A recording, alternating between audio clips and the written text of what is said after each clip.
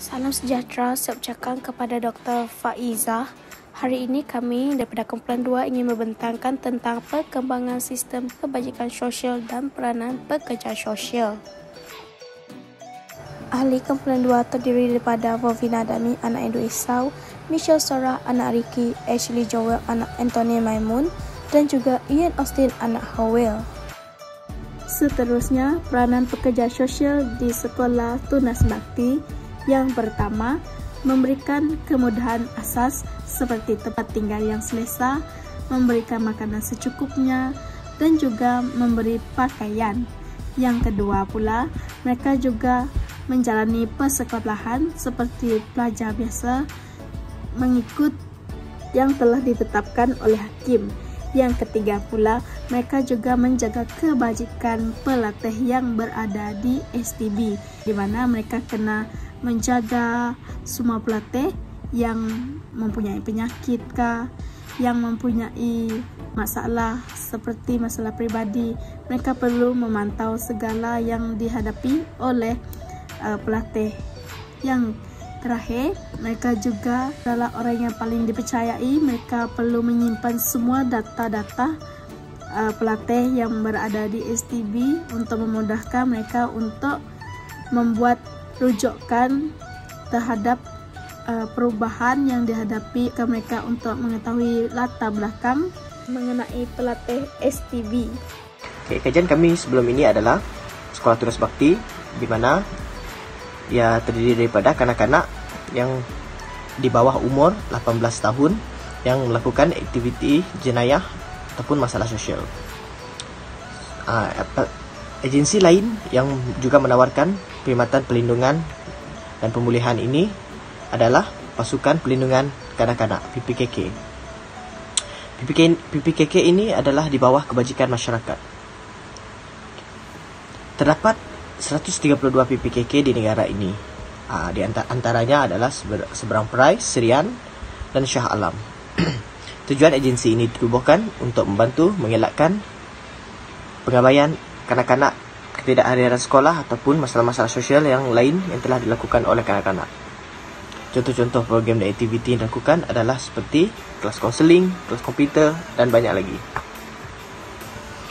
Yang kedua adalah Institusi Kebajikan Asrama Akhlak.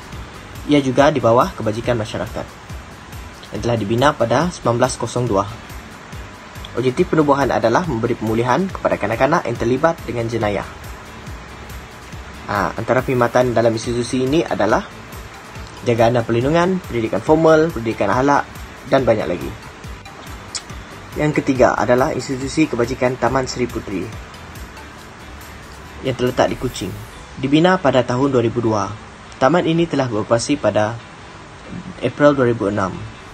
Ianya ditubuhkan untuk membantu kaum wanita yang bermasalah sosial, jenayah dan sebagainya. Dan objektif penubuhan ini adalah untuk memberi perlindungan dan pemulihan kepada mereka. Antara perkhidmatan yang disediakan adalah kaunseling dan bimbingan, latihan vocational, dan banyak lagi. Sekian, terima kasih.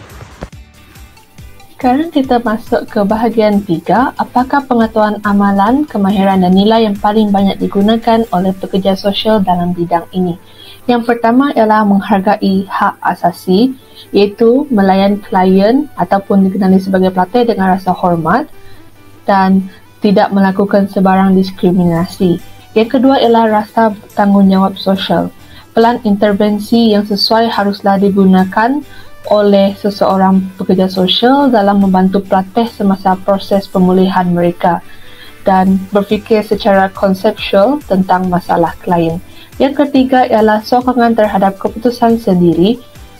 Seorang pekerja sosial haruslah membuat keputusan dalam fikiran yang waras dan semua keputusan yang dilakukan haruslah berlandaskan amalan dan etika yang betul.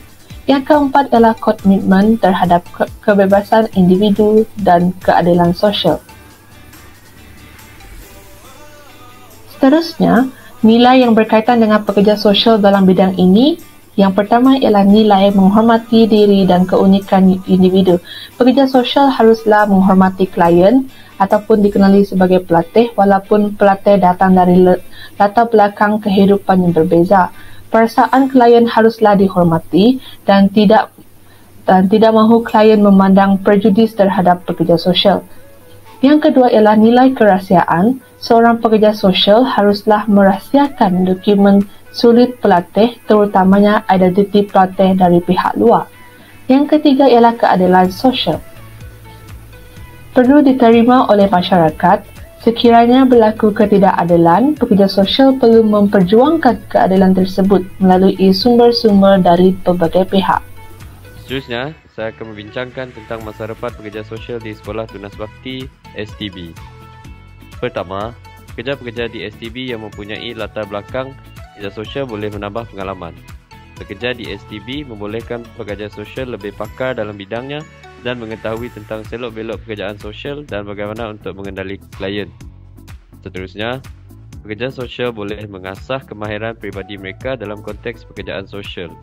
Sebagai contoh, dengan mengendali pelatih-pelatih STB, mereka boleh menambah baik kemahiran berkomunikasi, mendengar secara aktif, parafrasa dan cara mengendali kanak-kanak secara umum. Pekerja sosial juga berpotensi untuk menjadi ejen dalam mempromosikan pekerjaan sosial sebagai pekerjaan utama di Malaysia. Pekerja sosial boleh meningkatkan kesedaran masyarakat Malaysia tentang betapa pentingnya bidang pekerjaan sosial di Malaysia.